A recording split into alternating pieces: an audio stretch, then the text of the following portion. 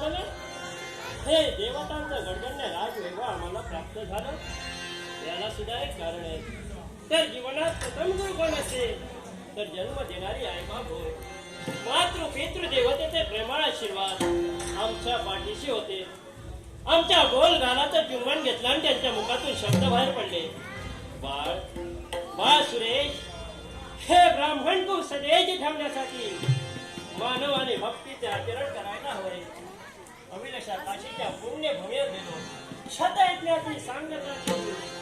पाहता पाहता 99 यज्ञ आमच्या राहिला तो शेवटचा यज्ञ. त्याचा विचार आमच्या मनीमावर असतेवेळी माझे गुरुवर्य म्हणजे नारद मुनींचं आगमन झालं आणि त्यांच्या मार्गदर्शनाप्रमाणे शेवटचा यज्ञ म्हणजे सोमयज्ञ यज्ञ आमच्या हातून पार पडला.